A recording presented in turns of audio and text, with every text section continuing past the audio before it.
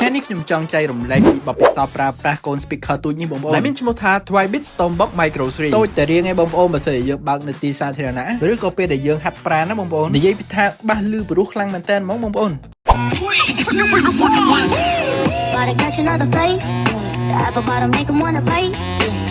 កូន speaker នេះបងប្អូនគឺស័ក្តិសមមែនតើចំពោះបងប្អូនដែលជាចិត្តហាត់ប្រាណបែបអ្នកជិះកង់ណាឬក៏ហាត់ប្រាណបែបរត់ដើរនៅតាមទីសាធារណៈឬក៏បងប្អូនទប់ស្ដាប់នៅផ្ទះធម្មតាក៏បានដែរដែលចំណុចពិសេសរបស់ speaker នេះបងប្អូនគឺប្រើប្រាស់បានរយៈពេល24ម៉ោងឯណោះជាមួយនឹងសំឡេងខ្លាំងមែនតើរហូតដល់13វ៉ាត់និងមាន option X bass ដែលមានន័យថានៅពេលដែលយើងបើក X bass ទៅមានអារម្មណ៍ថាបាសងុំជាងមុនណាបងប្អូនហើយអ្វីដែលពិសេសនោះគឺវាអាចភ្ជាប់ជាមួយនឹងដើមឈើឬក៏អ្វីផ្សេងៗបានណាបងប្អូនលូចមែនតើហើយក៏មានតែឆក់នៅពីក្រោយទៀតរួមជាមួយនឹងអាវក្រោះការពារទឹកដីធូលីរហូតដល់ IP68 ផងដែរកូន speaker នេះបងប្អូនក៏មានមុខងារការពារកម្រិតធន់នៃការធ្លាក់ដែរអ្វីដែលខ្ញុំចាប់អារម្មណ៍បំផុតនៅលើ speaker នេះបងប្អូនកូន speaker នេះបងប្អូនក៏មានការភ្ជាប់ជាមួយនឹង Bluetooth version 6.0 ដែលអាចភ្ជាប់ជាមួយនឹងទូរស័ព្ទជាមួយនឹង speaker រហូតដល់40 W ជាងឯណោះបងប្អូនគឺយើងអាច connect Bluetooth អាច call និយាយគ្នានៅលើកង់ក៏បាននិងភ្ជាប់ជាមួយនឹង Bluetooth បានលឿនខ្លាំងមែនទែនហើយផលិតផល Twibit ណាបងប្អូនក៏មានចរាចរណ៍នៅលើទីផ្សារអឺរ៉ុបដូចជាអាមេរិកនិងអាស៊ីយើងផងដែរគឺជាផលិតផលដែលមាន brand និងមានការធានាច្បាស់លាស់គឺមានការធានា1ឆ្នាំពីក្រុមហ៊ុនផ្ទាល់តែម្ដងនេះគឺជាការចែករំលែកបន្តិចបន្តួចពីការប្រើប្រាស់កូន speaker Twibit Stormbox Micro 3បើសិនជាបងប្អូនចង់អារម្មណ៍នឹងរកជាវអាចរកបាននៅសម្បុក IT បានផលិតផល Twibit ក៏មានច្រើនទំហំផងដែរបងប្អូនអាចតេស្តសម្លេងនៅសម្បុក IT